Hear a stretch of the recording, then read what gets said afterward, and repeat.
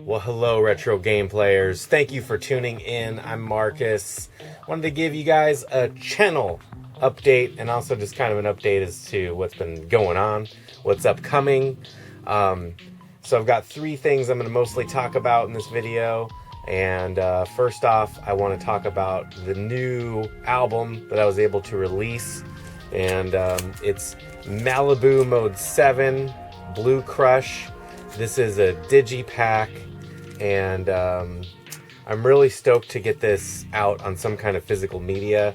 It's funny because doing this project has been a whirlwind for me. I actually did it really quickly for me. It took me about 6 months to do all the music. And I know that, you guys have seen some of the music videos on the channel. But it's heavily based off of, I would say, 80s and 90s style synthed out, tropical music, and that's kind of like what I was trying to do, is sort of create music that you'd maybe think back to like old, maybe old family videos on VHS or something, and like what kind of music might be playing. And then of course, that's where it started, and it kind of went elsewhere at times, but I think that's what makes it a cool album. So anyway, I just put this up yesterday on Bandcamp. It's $8 plus shipping, depending on where you are. And it's 10 tracks. It's about 30 minutes. So anyway, I'm really proud of this. It was something that I really wanted to do, and I'm actually already starting to work on the next follow-up, which is pretty cool. I use all real synths, keyboards, basses, guitars. I don't tend to use samples like I used to. I used to do sampling from movies and TV shows on other albums, and I did want to talk briefly about those other two music projects in case somebody out there wants to check them out. So the other albums are these projects that I did years ago. So this one is Overlook the Ambush. It's from 2006. And this was my first solo kind of music project, and it's available on Bandcamp as well. You can grab a CD if you want to check it out. It's kind of more electronic, I would say almost like rock. It's kind of a weird mix. Also, I do vocals on here, which personally, looking back, it's a little hard to listen to just for me. And I know some people like it, and that's great. But that's one reason why, I don't know, I've always liked video game music because it is instrumental, and I feel like the pressure is off to come up with lyrics and melodies and just come up with interesting vocal stuff. So anyway, this was recorded really lo-fi. Maybe someday I'll put the album up on YouTube and just, I don't know, figure something out. But anyway, it was recorded back in 2005, maybe 4 and 5, and I rented this crappy studio in Portland that was actually kind of an interesting place, but it ended up being torn down, and it was actually pretty awesome. But anyway, I recorded it there, and I also recorded it in this basement of this house, and it was just me sort of learning how to use recording equipment when you're working by yourself, which is a little different than if you have people to help you. So anyway, on this, there's lots of keyboards, lots of guitars. It's a little more rockin' at times. There's some tracks that are actually pretty, I think pretty cool. And I use samples like crazy. When I say samples, I mean like movie, video game, tons of video game samples. Like I have like Robotron sampled on here, and I don't know, Beastmaster, and just all kinds of weird stuff. So anyway, that's on the Bandcamp too, in case you guys want to check out what I used to do. And then this is a more recent follow-up to that, and this is actually a vinyl record that I put out in 2010.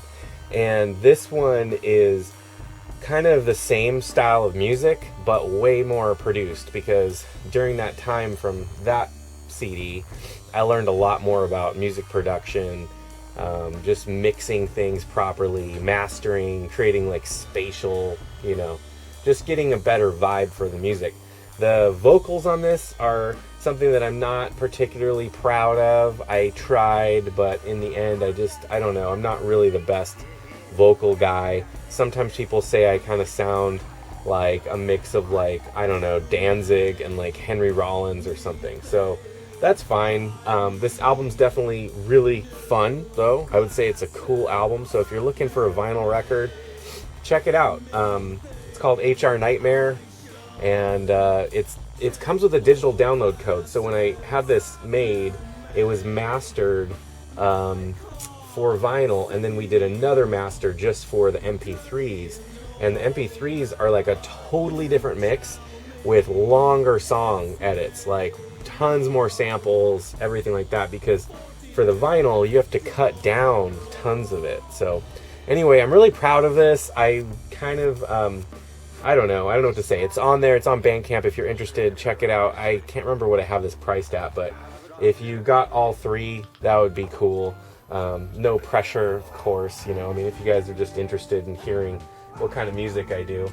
So anyway, if you guys are interested in more stuff like that, let me know. I actually have lots of other albums from the past of bands that I've been in, and sometimes I think about putting some of those shows up. Like I have DVDs of shows and where I'm like playing drums or guitar or bass. I've played quite a few different instruments in different bands.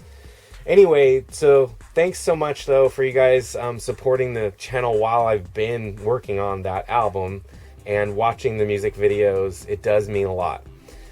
Really, it really means a lot to me that you guys are commenting and just watching some of those tripped out music videos. So hopefully you guys like the CD. Oh, and it's also free on Bogus Collective, which Tvvin Pinez M4ll has helped me do the artwork for that CD. And he's like an awesome like producer, but also an artist. So he did all the art on that, and over at Bogus Collective, which is his record label, you can download the album just for free. So go ahead and check it out. You don't have anything to lose there. All right, so the next thing is Portland Retro Gaming Expo 2019. So kind of randomly, I got a booth. So I'm going to be a vendor there. This will be I think my 4th time as a vendor at PRGE. And this year I really need to, I don't know, I decided to do it because I have so much excess duplicates from my collection that it's kind of out of control, and I need to make room in my garage. I have some things on eBay, but they just move so slowly, and it's just a hassle. So anyway, I'm gonna get a table. I'll be there. That's October 19th and 20th and 21st. I think that the 19th is an arcade day, so just the arcade is open. And then if you get a weekend pass, you can go play all their arcade and pinball games, unlimited. And then on Saturday and Sunday, that's when the floor opens with all the vendors. So I have 3 tables. And what I'm doing this weekend, which is it's only 2 weeks away. I'm recording this the day that I'll be uploading this video too. But anyway, I'm currently just pricing stuff, organizing, testing games. It's insane how much stuff I have to bring. So if you're interested, I've got like sealed old stock Genesis games. They're not always great, but you know, like Real Monsters. I've got some sealed copies of Zoop. I've got some sports games that are sealed. I also have like really good Genesis titles like Bloodlines. I don't know. I'm trying to think of some of the other Genesis stuff. I've got tons of Genesis games, tons of PS2 games. I've got an Atari 2600 regular model. Then I've got the 6-switch Vader version. I've got an NES, GameCube. At least, I don't even know. I probably have multiple PlayStations. It's been a while since I've looked through everything, but I'm trying to go through and do that. I also have lots of pretty cool collectible stuff, like on PS4, lots of shoot 'em ups, lots of platformers that are kind of hard to find, and I do have some like weird collectible stuff that I'm just selling that I really need to make room for. So the bigger box stuff like Toe Jam and Roll crap, and like some of the releases that are just kind of like collector's editions. Like I just have to kind of thin that out as far as the size. So anyway, I'll be there. I'm really excited to like hang out, meet all you guys. I did want to say that these hats are going to be there. So if you've ever seen a booth, I always sell these hats. Well, this is probably going to be the last run of these hats. I've only got, I don't know, I might have 20 left.